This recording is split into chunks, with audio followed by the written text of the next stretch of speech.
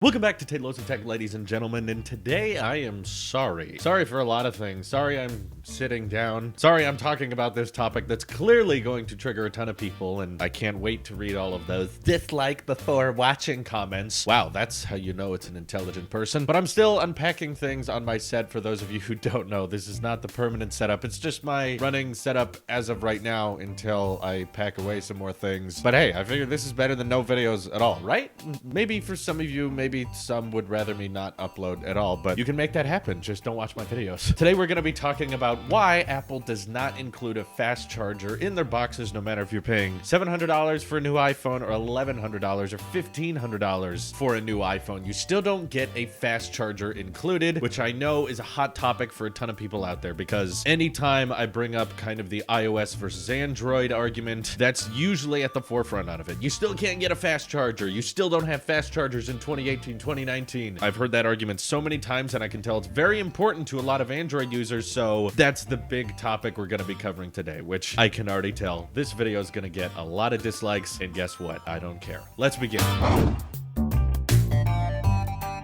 There is, of course, the classic answer that everyone is quick to give. It's just about money, right? Apple wants to make more money, so they make more money if they just don't include a fast charger when they sell an iPhone. That way, you'll be forced to go out and buy a new one for 50 or 60 bucks, depending on what kind of wattage you want, depending on if you want something that's just a little bit beefier than the standard 5-watt Apple ships, or if you want something insanely beefy that can, like, charge a MacBook with a 30-watt USB-C charge brick, but most people will get most of their fast charging advantages with an 18-watt USB-C charge brick anyway. Regardless, it's not included. Here's my first response to the profit margin argument. If you look within Apple's sales, which less and less more recently is being made very public, you can tell that the sales of Apple charging bricks is not a huge portion of their revenue. So, like I said, it's kind of hard to find evidence for what exactly sells well, but if you do look at Best Buy's Q2 reports of last year, some of the most profitable things that they sell that Apple makes are AirPods, the Lightning to 3.5mm headphone jack adapter, the MacBook Air, Lightning to USB cable, but that's included with the iPhone anyway, so I guess people just want more of it. But also remember, if you want to use that argument of removing the headphone jack made Apple so much money because they're selling so many dongles, keep in mind dongles are also some of the cheapest things Apple sells, so if you see high numbers for those, to me it makes sense because they're not that expensive. Literally $9, and I'm sure it's not free for Apple to make that adapter, as Google, when they launched their headphone jack to USB-C adapter, started it at $20, over twice the price of what Apple charged for theirs, but they got a lot of backlash for it, so Google ended up caving and lowering the price to $9, just like Apple as well. So I imagine the product cost for making a headphone jack to Lightning or headphone jack to USB-C adapter is likely pretty close to the $9 they ask for, which means that the profit margin on that product is insanely low. It's not like they make a ton of money off of that adapter because it's one of the cheapest products you can actually buy from Apple today. It used to be included back with the iPhone 8, iPhone 7, and iPhone 10, but more recently they stopped including it, mostly because you've either bought wireless headphones by now or you already have a Lightning to headphone jack adapter by now. But that's besides the point. What I'm trying to say is Apple's revenue does not come heavily from the shipment of fast chargers, which can be evident of two things. One, it's just a secret huge market that we don't know that much about, or two, maybe Apple's customers don't care that much about fast charging. How dare you bring that up? How could that be possible? Well, as I often have to pitch to people out there that hate Apple very much, you can like one thing while someone else may like something different. Let's get that out of the way really quick. I don't hate you if you like having a fast charger. I don't think it's bad that other companies include fast chargers. If you care about that, I'm glad that company caters to you and includes features you care about. And without denying it, it would be fairly convenient. You want to charge your phone really quickly, you forgot to charge it the last night, so you want to plug in your iPhone so it can charge up fast and you don't have to wait as long. No denying that. There is certainly a convenience with it, which is why Apple upped the charging speed of the iPhones that came out in 2017 so that they could support those higher charge bricks, and for people out there who already had iPads or MacBooks, they could use those pre-existing charge bricks as long as they had a USB-C to Lightning cable. I'm not here to tell you Apple's perfect. I just think sometimes the argument comes from a little bit of a uninformed perspective. So the other advantage you might notice with slower charging that Apple could be considering when they sell their iPhones is charging your iPhone faster means that you are quite literally sending more power to the battery at once, once, which does make the battery hotter, and in the long term, years down the road, means the battery degrades faster. Apple got in a bunch of trouble for being accused of planned obsolescence when they found out Apple was trying to preserve the batteries inside of older iPhones, so they slowed down the CPU speed, and that cost them a lot because they had to go out and start replacing people's old lithium degraded batteries so that the CPU could be improved. Apple is the type of company that doesn't want to be upfront about when lithium starts degrading. They would rather just send out a software update, have the CPUs start working a little bit slower so that your iPhone doesn't die when it's at 10 to 15% battery. That was throwing off a lot of people, so Apple acted on it, but because they weren't upfront about it, they got in a lot of trouble, and that's why they had to make the big decisions that they did. So, knowing how much trouble they got into simply for trying to preserve lithium battery, I think it makes sense that they wouldn't start shipping fast chargers with the iPhones because that would degrade the lithium a little bit faster. As I've mentioned earlier in this video, fast chargers are not an incredibly popular product that Apple sells. If it were, I think it would show up in their revenue streams or at least in third-party revenue stats like Best Buy's, which of all the top 10 things they were selling last year, fast charge bricks was typically not one of them, meaning that the majority of Apple's customers, who are likely not techies, not people who watch YouTube videos like this, are likely just thinking, I need to charge my phone, and at the end of the day, they plug it in, they go to sleep, it charges slowly overnight, but by the time they wake up, it's typically at 100%. I also find it funny that people try to excuse how science works and how lithium works with being an Apple sheep or blindly following Apple. Like, guys, this is how the batteries scientifically work. This is not an excuse for Apple. Tesla does things very similarly. You notice that if you have a charger plugged in your garage at home, it will not charge your Tesla as fast as a supercharger will out on the road, because Tesla knows that if they charge up your car slower, it'll preserve the batteries inside the car for a longer period of time, compared to if you plugged it in at your garage at home and it drained all the power from that 220 outlet as much as possible and charged up your battery as quick as it could. Sure, you would have a better range quicker, but long term, that could hurt the battery a little bit more than just charging it slowly overnight, which most likely you're gonna drive your Tesla in the garage, park it, leave it plugged in, and then go to sleep and have a good 8 hours before you get in the car again. So most people aren't gonna mind that charging slower. Also, it will not charge the battery to 100% because that can hurt the longevity of the battery as well. So having a fast charger included in every iPhone box for us techies on YouTube would be really convenient because we love plugging things in and seeing how fast they can charge up. But for all of the everyday consumers out there who essentially charge their iPhone once whenever they go to bed, that means that the battery is going to be hotter for a longer period of time, and it's also going to be at 100% capacity for a longer period of time. Now, I know there's features within Samsung's OS that allows for slower charging that you could build into the software so that even if you ship a fast charger, it could by default charge slower. That way the battery doesn't overheat. However, I know Apple to be the kind of company that doesn't want a lot of prompts, a lot of questions to present to the consumer when doing a simple thing like plugging in your phone. They don't want it to suddenly become, okay, you're charging your phone, how fast do you want to charge your phone? By the way, if you charge it faster, it'll degrade the battery, but if you charge it slower, it may last a little bit longer. Apple is the type of company that just wants everything to work. They want as little pop-ups as possible, so I get that us technologically more intelligent people would want that to be an option that we could toggle and just have everyone ship with fast chargers by default, but Apple probably knows from user experience that most people wouldn't care about that type of thing, and it would likely mean that Apple spends a ton more money on fast chargers being shipped with every single iPhone, and yet the majority of users won't even take advantage of the faster charging possibility. Compared to Android devices out there, also keep in mind that Apple's iPhones get much longer support than most of what Samsung or OnePlus or Pixel can offer. Apple's supporting iPhones with the latest version of iOS all the way back to the iPhone 5S, which means that on average, most users are going to be using their iPhones longer than Android users are going to be using their current Android. They stop security patches sooner, they stop most recent software updates sooner. They last a couple years, but nothing compared to what Apple will typically allow an iPhone to last, closer to 5 to 6 years of support, meaning preserving that battery and making sure that it doesn't degrade that fast is very important for Apple and its consumers. Now, aside from the battery degradation argument, which I understand might not be a good point for a lot of people out there who do care about fast charging, because you're going to buy an iPhone every year, and I'm in that same boat too. Do I really care if my iPhone is fast charged and the battery degrades faster? No, because with my personal experience, I'm going to be buying a new iPhone every single year to unbox and review, so what gives? Why does it matter? Well, another point that I think goes underrated when it comes to Apple's charge brick design is their portability. It is quite difficult in the rest of the smartphone world to find products that ship with charge bricks this incredibly compact. I get that it charges slow, but it is very small, and no matter what you plug this charge brick into, surge protector, wall outlet, you don't have to worry about it covering up other charge ports. Whereas Samsung, which very nicely does include fast charging with these larger charge bricks that ship in their phones, you will notice with a lot of surge protectors or wall outlets, once you plug in your Samsung charger, it starts to make the other plugs within the wall outlet hard to reach, which means essentially with this particular power extender, I no longer can use this power outlet because of how this phone charger was designed. You'll notice that with a lot of fast chargers out there on different Android phones. They're quite bulky, which